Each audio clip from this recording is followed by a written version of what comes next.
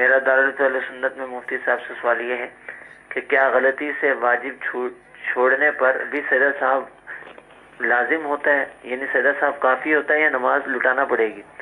نیز اگر کوئی لا علمی کی بنا پر کسی واجب کو ترک کر دے، یعنی اسے اس واجب کا علم ہی نہ ہو، تو وہ غلطی سے واجب ترک کرنے کے زمرے میں آئے گا یا جان بوجھ کر واجب ترک کرنے کے زمرے میں آئے گا؟ غلطی سے اگر واجب چھوٹ گیا تو اس صورت میں کیا ہوگا، اور لا علمی کی وجہ سے اگر واجب ہم چھوڑ دیتے ہیں تو نماز کے کیا اثر پڑے گا؟ بھولے سے، یعنی ایک ذہن میں ہے کہ قاعدہ اولا 2 رکعت کے اوپر پڑھنے کے بعد جب بیٹھتے ہیں قاعدہ اولا کہلاتا ہے، قاعدہ اولا واجب ہے، ذہن میں ہے، سیکھا ہوا ہے، قاعدہ اولا کرنا بھول گیا، تیسری کے لیے کھڑا ہو گیا، ٹھیک ہے، تو یہ بھولے سے چھٹ گیا، تو اب اس کی تلافی ہے کہ آخر میں سجدہ سہو کر لیں۔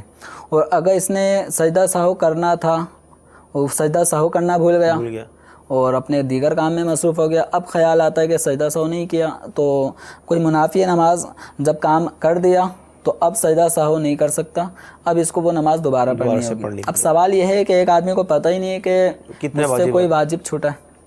اب وہی بات ہو گئی، جب واجب چھٹنے کا علم نہیں ہوا، واجبات چھٹتے رہے، سجدہ سہو لازم ہونے کی صورت بنتی رہی، پتہ نہیں۔ اب وہ مسئلہ یہ ہے کہ یہاں تو یہ بھولا نہیں ہے، اس کو پتہ ہی نہیں ہے کہ یہ چیز واجب ہے۔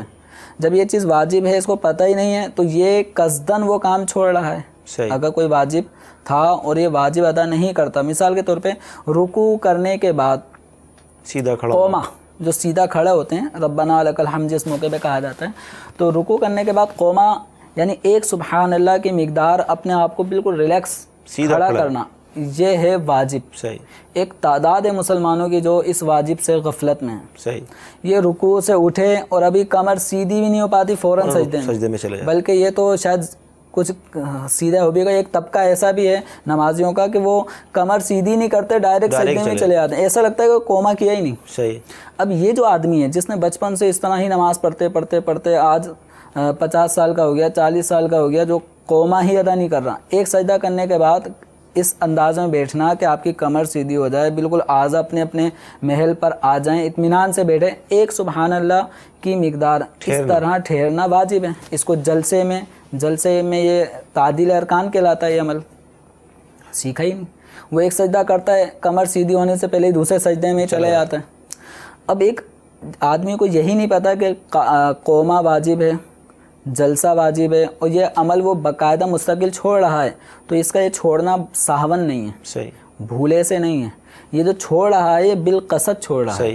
اور قانون اور قاعدہ یہ ہے نماز کے حوالے سے کہ کوئی بھی واجب نماز کا قصداً چھوڑا جائے تو اس نماز میں جو نقص آتا ہے اس نقص کی تلافی سجدہ سہو سے نہیں ہوتی، بلکہ اس نماز کو اثر نو دوبارہ واجب الاعادہ ہوگی۔ اس کو پڑھیں کہ یہ سجدہ سہو کرنے سے بھی اس نماز میں جو نقص آیا وہ مکمل نہیں ہو سکتا، دور نہیں ہو سکتا، اب یہ نماز دوبارہ پڑھی جائے گی صحیح طور پہ۔